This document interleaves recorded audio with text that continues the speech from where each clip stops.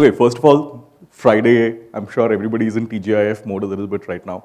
So don't want to make this a very, very heavy. Don't want to make this something that's going to sort of drag you into why am I here and why hasn't the weekend started already, right? Uh, when we talk about topics like this, we talk about how can we fundamentally change marketing. I think there are a lot of hacky ways to get to it. There's a lot of smart ways to sort of get to that, right? And I think a lot of us, I was just talking to Priyanka some time back about, we've been fortunate that we are a midway generation of sorts, right? We've seen the very traditional route of things being done, and a lot of the young people will have a very, very different way of doing things, right? And because we've been in the middle, we've seen the good stuff, the bad stuff of both routes more than anything else. And what I really want to pick from that is I think there is some really simple ways for us to get more sustainable about the way we sort of think. And I don't just mean environmentally sustainable, but also how to keep the idea well flowing on an ongoing basis, but also keep it interesting, right? Because how many times can you create a 60-second TVC in a year? I mean, you're going to run out of it. You can't do it 365 times a day. This is also coming from the guy who made 100 TVCs for Virgin Mobile. Trust me, by the end of the process, I was done. So keeping that in mind, what we really thought of is just a couple of simple hacks that we can really sort of focus in life. Now, if you remember way back, right, and for a lot of people, this is even before you were born, but there was, making marketing assets was really painful. If you're putting a print ad in Times of India, it required something called a bromide. Okay, there wasn't just making it in Photoshop and stuff like that. You actually had to mock it up, send it to the Times of India office, and they would print it using their printing press and things like that. And making a TVC actually required, and I kid you not, 3 months. You would plan it, you would shoot it, you would shoot it on film, they would actually snip it physically and things like that, right? So this was not a very easy, scalable process. You couldn't go from one film to two. It was that much more work, the film was that much more expensive, there were very few people who had the expertise to make it quickly and things like that, right? And what we realized is that this months and months of work is not the best idea possible, right? I mean, how can you just keep on the hamster wheel just doing that one asset or two assets or three assets and things like that? And even the smallest thing, right? Okay, let's say we got one film and we just need to do a print ad every day, telecom company, auto company, right? You want to put a full page ad one day, a half page ad one day, the quarter page ad the next day. It's just never ending, right? Because the quantum of work required to get all this done is just like, almost like a mountain to cross.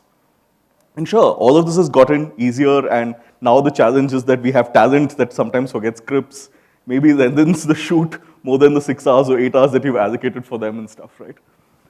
But this is not even that ancient. Like, what I'm talking about is not the 90s, not the 2000s. It's literally was like that in 2005, it was like that in 2010, it was like that in 2012. So it's not ancient history to call it that. Even today, you want to shoot a full-fledged food shoot, hyper slow and stuff like that, you are still talking those timelines more than anything else. And what we realized is with limited media options, right? One asset was great at that point of time, but it really wasn't the new way to go about things with social media. Because sure, you could have one single TVC, but if you weren't talking on social media every day, you're pretty much dead, right? Audiences forgot about you and moved on to the next thing. So if you're not talking today, they're talking about Ori very quickly. And if they're not talking about Ori, they'll talk about the next thing that becomes a big thing. Incidentally, if you haven't seen Ori, do check him out on Google. The fun part of this, especially channels like Twitter, you saw the ability to literally create content like this.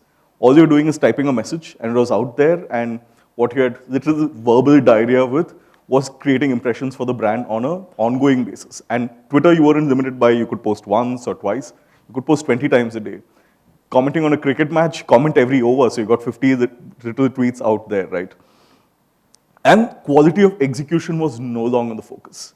It was just about, hey, is it relevant, funny, interesting? And sharpness of message became the real focus of it, right? And that's how real brands like Wendy's and all actually created such a strong personality for themselves. Because it suddenly became less about the TVC, it became about what is the message that you're living out on a day-to-day basis, right? And in such an environment, it was very easy for brands and people to really find this new go-to. And that's how really meme marketing became this big thing, because you really saw people create on an ongoing basis because there's a bunch of tools. Go to meme generator, go to image flip, go to any of these. You can literally punch in an image that you want. You can find ready templates there. And all you need to do is write what is in your head and let it come out completely, right? And the magic of this is every situation was memeable. Suddenly, everything that was innocent, like this poor Pakistani fan who I think all of us remember, he's been used in every situation from selling chai to a car now.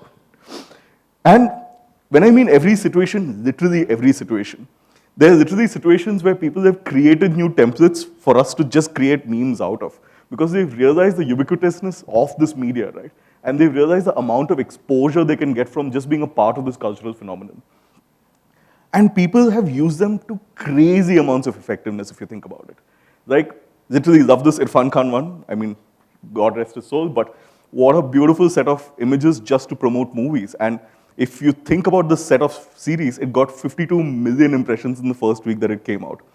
He had to do zero paid marketing for it. Literally did this one video with AIB and created this meme set. People started using it every single place, right? And brands have continued to do this. If you think about Netflix's ongoing love affair with Radhika Apte, I think nothing has expressed it like their meme marketing on social media, for example. Or if you think about what they do even with their content series, right? And Netflix is a favorite just because of the way they constantly dealt with the punches. But what they've started realizing is that audiences now don't want to see ads. We've now reached a generation where they can't wait to skip the ad. But if it's a meme or if it is something that's cultural, they can't wait to consume it, they can't wait to share it, they can't wait to send it to their friends quickly as possible, right? And this is catering to that low attention span on media. Because we're saying that, oh, 6 seconds is all the attention span that you're getting. Well, with a meme, you really don't need more than 6 seconds. It's so quick to read the first 2 lines that are there.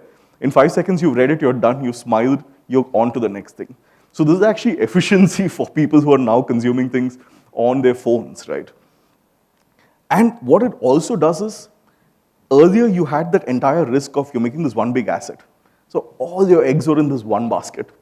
And you got it wrong, there was no coming back from it, right? You spent crores of rupees. Here you can have 5 missed shots a day, you just need one that you're going to make. This is like being in the best football game, right? It could be 0-0 for the first 89 minutes. The 90th minute, you'll suddenly see 6 new goals go in, and that's it. That's how you're really going to score in this game. So a lot of it is about frequency, a lot of it is about keeping on trying, and a lot of it is about just finding the right fit more than anything else. And the beautiful part is, it doesn't necessarily need to be featuring your product every single time, right? This is one of my favorite memes that I've seen by Dollar Shave Club. They take the most bizarre situations, right? Like stuff that the internet pukes on, and they really know how to sort of associate their product with it very, very closely, but in an extremely tongue-in-cheek way. And this kind of association also helps your product stay top of mind without having to bring your product in almost in a force fit every single time. But a couple of things to watch out for now. The good part is, okay, easy, convenient, very simple to do and things like that. But the problem with convenience and the problem with multiple frequencies is you are going to get it wrong sometimes. So there's a couple of guidelines to just keep in mind so that you don't completely mess it up or you don't put your brand at risk when doing this, right? So one of the things, make sure the tonality fits your brand. So if you're deciding to be tongue-in-cheek, sure, stay tongue-in-cheek. Then it's something you consistently own. You also wonder whether your people are going to accept it. And if that's another thing you can tick box, go down that route. Dollar Shave Club, for example, was okay being risky, right? Because they saw that their audience liked it. But Pampers might not want to do that. So you need to find the right calibration for what you're going to say and what you're not going to say through this. The second part of it is make sure legal sees it once. Now, there is a lot of tricky areas in this. There's free use, there's fair speech and some of these things. But there is some places where it's IP, right? Today, you can't overstretch those boundaries, which makes it seem like a celebrity is endorsing your brand just by claiming that you're using them as a meme, right? They will still sue you. And that mistake is going to be very, very expensive more than anything else. So yes, we don't like our legal counterparts all the time too much. Yes, they do stop us from doing a lot of fun stuff, but finding some boundaries, finding some places where you're sort of covering yourself is important so that it allows you to have continued freedom of expression here. Make sure the message is actually close to your brand.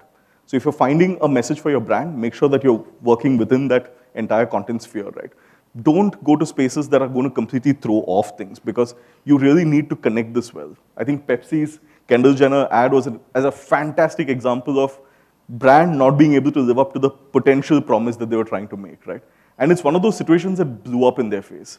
And the fun part of this is you're going to be at the receiving end of this a lot as well.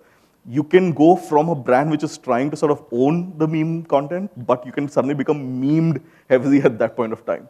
Kendall was the most memed celebrity in those 24 hours after the ad came out, not for all the positive reasons that Pepsi would have wanted, but it's a learning point for you guys also because you suddenly look at it and say, hey, where did we get this wrong? Why weren't we not listening to people? Why did we think we even belonged in this conversation sphere, right? And that's the criticalness of this. Like, there are some conversations you can be a part of or you can even sort of have commentary on, but pretending your brand belongs there, your product belongs there, that's a dicey affair. And most importantly, don't make it overly intelligent, right? Coming back to the attention span of 6 seconds, if somebody has to spend 2 minutes figuring it out, you've lost them. This needs to be very, very quick to understand. If people need to see it once, look at the captions, know the context, and run with it. If they have to think back to, hey, why is this image being used? What is the relevance of the copy? You already lost them there.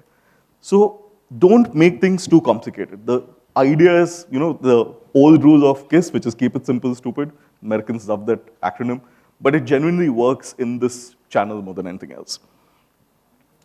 This is everything that we wanted to put together to just show you what is a simple way to sort of redo marketing from a lot of traditional sense, right? I think the big advantage that everybody here has going forward is that you don't really need to create that one asset. You don't need that one big idea. The big idea is going to be there. You're going to figure what your brand purpose is. You're going to figure what your brand message is and things like that. But your opportunity is in creating 300, 500, 600, 700, 1,000 shots maybe a year, right? And some of them are going to win, some of them nobody's going to notice, and it's all right. The wins are going to make up for the losses here, right? What you need to cover yourself for is the big negatives. What you need to cover yourself is to ensure that there is no liability for your brand. But if you can give your brand a fair shot at becoming part of a conversation which is larger than itself, take that shot. Because those are the entertaining ones that you'll never get a chance at again and again. Today it's Ori, tomorrow it's going to be something else, day after tomorrow it's going to be a festival. It's going to be the T20I international final, whatever. I know the finals just ended and it's been a rough patch for a whole bunch of people who are sponsoring it. But fresh shots come, right? There are no end to cricket tournaments. If T20I gets over, there's IPL. The idea is latch onto a format which is going to let you have a voice constantly. Don't let the media control what you're going to say. Don't think about, hey, is Instagram going to give me 10% impressions or 1% impressions? Think about where is it that you're going to put your message? How sustainable can you make it on an ongoing basis? How much can you really push out there? And of course, cover your backside a little bit. That's pretty much it from me. If you got any questions, shoot.